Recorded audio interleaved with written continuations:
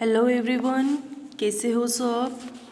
I hope आप सब अच्छे हों। Welcome to 8th standard chapter 7 हार की जीत एक कहानी है जो कि हमने लास्ट लेक्चर में पार्ट 1 किया था।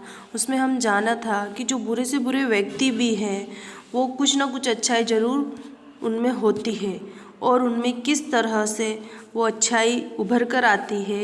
एक इस कहानी में बताया था कि एक डाकू एक साधु को धोखा देता है, परंतु साधु की सज्जनता देखकर उसका हृदय परिवर्तन हो जाता है।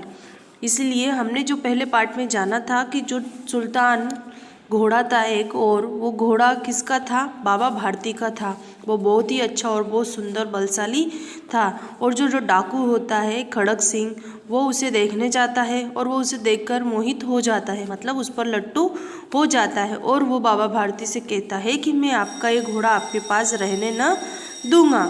तो अब हमारी का जो पार्ट 2 है वो शुरू होता है कि वो बाबा भारती से ये कहकर जाता है कि मैं आपका घोड़ा आपके पास रहने नहीं दूंगा।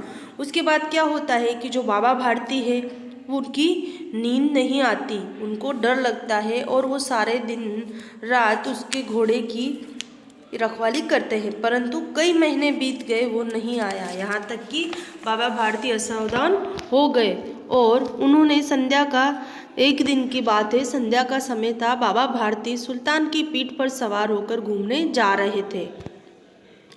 इसी समय उनकी आंखों में चमक थी, मतलब आंखों में चमक थी मतलब उनकी खुशी थी, मुख पर प्रसन्नता थी। कभी घोड़े के शरीर को देखते, कभी उसके रंग को, और कभी मन में फूलों न समाते, मतलब फूलों न समाते यहाँ पर एक मुहावरा है। इसका मतलब है खुशी के मारे फूलाना न समाना, मतलब अति प्रसन्न होना। ठीक है, तो वो बहुत प्रश्न होते हैं। सहसा एक और से आवाज़ आई। जो संध्या का समय था, बाबा भारती सुल्तान की पीठ पर सवार होकर जा रहे थे और अपने घोड़े को देख देख कर खुश हो रहे थे बहुत ही ज़्यादा। तो अचानक से, सहसा मतलब अचानक से, एक और से आवाज़ आई, ओ बाबा इस कंगले की सुनते जाना। मतलब इस कंगले मतलब इस भिखारी की, जो बिल्कुल कंगाल है, उसकी, निर्धन है, गरीब है, उसकी सुनते जाना। कौन कहता है?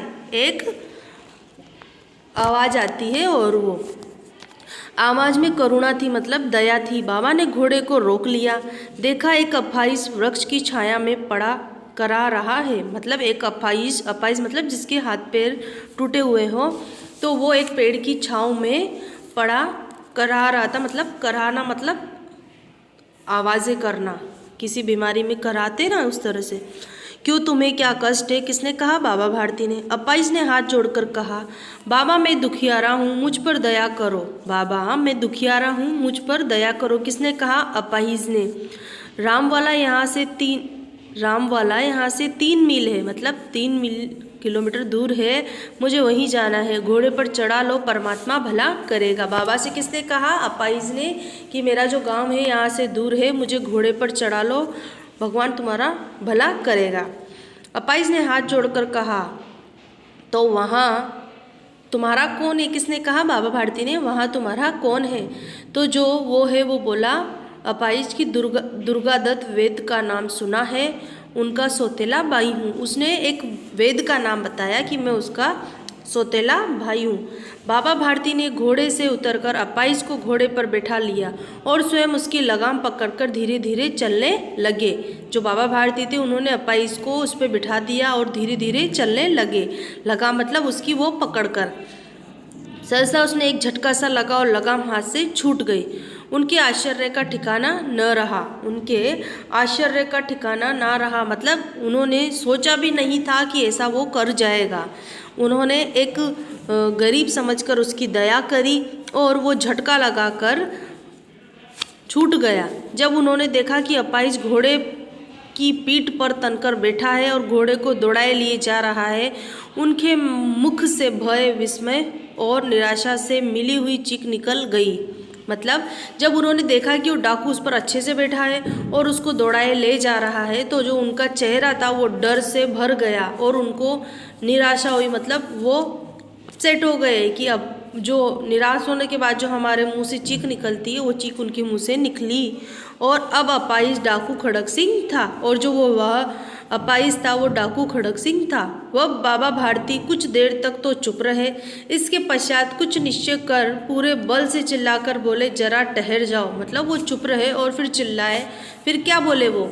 खड़क सिंह ने आवाज़ सुनकर घोड़ा रोक लिया। उसकी गर्दन पर प्यार से हाथ फेरते हुए कहा, बाबा जी ये घोड़ा अब न दूंगा। जो खड़क सिंह था उसने आवाज़ सुनकर घोड़ा तो रोक लिया, पर क्या कहा कि बाबा जी ये घोड़ा मैं आपको अब नहीं दूंगा, मगर एक बात सुनते जाओ। किसने कहा? बाबा भारती ने उससे कहा, एक बात सुनते जाओ। खड़क सिंह ठहर गया। बाबा भारती के निकट जाकर उसकी ओर ऐसी आंखों से देखा जैसे बकरा कसाई की ओर देखता है। मतलब कि जैसे कसाई की तब नीयत खराब हो जाती है और तब देखता है ना कि अब इसको काटना ही है, तो उस तरह से किसने देखा? बाबा भारती के निकट जाकर और ऐसी आंखों से देखा जैसे बकरा कसाई की ओर देखता है। जैसे कि बकरा कसाई की ओर कब देखता है? जब उसे काटने वाला होता है। फिर कहा, ये घोड़ा तुम्हारा हो चुका है, मैं तुमसे इसे वापस करने के लिए नहीं कहूँगा, परंतु खड़क सिंह केवल एक प्रार्थना करता हूँ, उसे अस्वीकार न करना, नहीं तो मेरा दिल टूट जाएगा। बाबा जी की आज्ञा कीजिए। किसने कहा? खड़क सिंह ने कहा। बाबा भारती ने उससे कहा, मैं ये घोड़ा तुमसे नहीं लूँगा, लेकिन तुमसे एक विनती करता हूँ, उसको अस्वीकार मतलब उसको मत मानने जैसा काम मत करना, उसे मान ही लेना, वरना मेरा दिल टूट जाएगा। फिर उसके बाद जो खड़क सिंह है वो कहता है, आज्ञा कीजिए, मैं आपका दास हूँ, केवल ये घोड़ा न दूंगा। आज्ञा कीजिए, मैं आपका दास तो हूँ पर ये घोड़ा आपको नहीं दूंगा।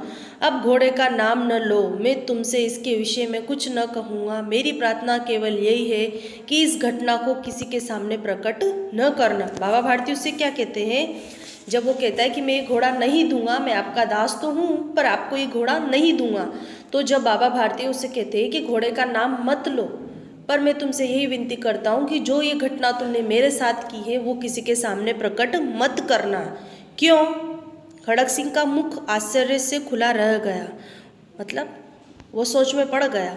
उसने विचार किया कि घोड़े को लेकर यहाँ से भागना पड़े, परंतु बाबा भारती तो स्वयं कहा कि इस घटना को किसी के सामने प्रकट न करना, इससे क्या प्रयोजन सिद्ध हो सकता है। खड़क सिंह ने बहुत सोचा, बहुत सिर मारा, परंतु कुछ समझ न आ सका। हार कर उसने अपनी आंखें बाबा भारती के चेहरे पर गड़ा दी और पूछा, बाबा जी इससे आपको क्या डर है?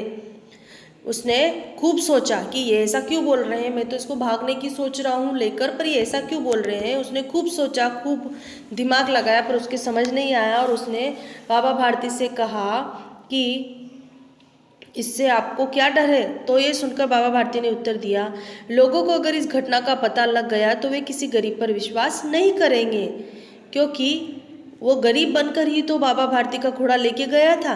ये कहते कहते उन्होंने सुल्तान की ओर इस तरह मुंह मोड़ लिया जैसे उनका कोई संबंध नहीं रहा हो। घोड़े जो सुल्तान था उससे मुंह मोड़ लिया। बाबा भारती चले गए, परंतु उनके शब्द खड़क सिंह के कानों की उसी प्रकार गूंज रहे थे। सोचता था जैसे ऊंचे विचार है, पवित्र भाव है, उन्हें इस घोड़े से प्रेम था। इसे देखकर उनका मुख फूल की नाई खिल गया। कहते थे, इसके बिना मैं न रह सकूँगा। इसकी रखवाली में कई रात सोए नहीं, भजन भक्ति न कर रखवाली करते रहे, परंतु आज उनके मुख पर दुख की रेखा तक दिखाई न पड़ती थी। उन्हें केवल ये ख्याल था कि कहीं लोगों गरीब पर विश्वास करना न छोड़ दे। ऐसा मनुष्य नहीं देवता है। जो बाबा भारती उसको कहकर जाते हैं, उसके बाद जो खड़क सिंह है वो सोचता है, उसके दिमाग में यही बात चलती रहती है कि उनको अपने घोड़े से बहुत प्रेम था और उन्होंने अपने घोड़े की तरफ देखा भी नहीं, वो उससे मुख मोड़कर चले गए। और इस तरह की बात करना एक मनुष्य का काम नहीं, वो मनुष्य नहीं कोई देवता है।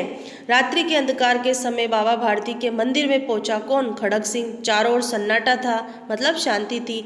आकाश में तारे टिमटिमा रहे थे। थोड़ी दूर पर गांव के कुत्ते भौंक रहे थे। मंदिर के अंदर कोई शब्द सुनाई न देता था। खड़क सिंह सुल्तान की भाग पकड़े हुए था। वो धीरे धीरे अस्तबल के फाटक पर पहुंचा। फाटक खुला पड़ा था। किसी समय वहां बाबा भारती स्वयं लाठी लेकर पहरा देते थे, परंतु आज उन्हें किसी चोरी, किसी डाके का भय न था। खड़क सिंह ने आगे बढ़कर सुल्तान को उसके स्थान पर बांध दिया और बाहर निकलकर सावधानी से फाटक बंद कर दिया। इस समय उसकी आंखों में नेकी के आंसू थे। जो खड़क सिंह था उसको पश्चाताप हुआ कि मतलब मेरी गलती करने के बाद भी उनको ये हो रहा है, वो ये कह रहे हैं कि तुम इस घटना को किसी के सामने मत कहना, इसलिए उसको पश्चाताप हुआ और उसने जाकर घोड़े को उनके अस्तबल में बांध दिया चुपचाप। रात्रि का तीसरा पहर बीत चुका था। चौथा पहर प्रारंभ होते ही बाबा भारती अपनी कुटिया से बाहर निकल ठंडे जल से स्नान किया।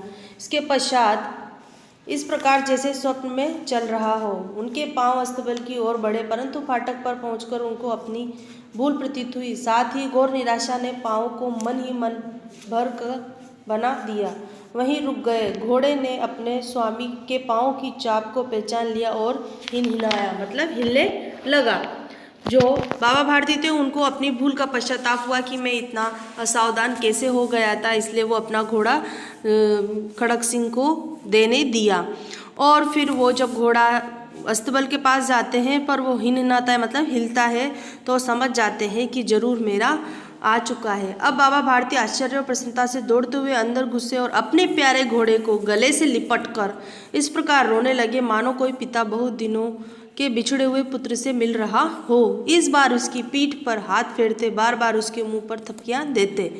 फिर वे संतोष से बोले, अब कोई गरीबों की सहायता से मुंह नहीं मोड़ेगा।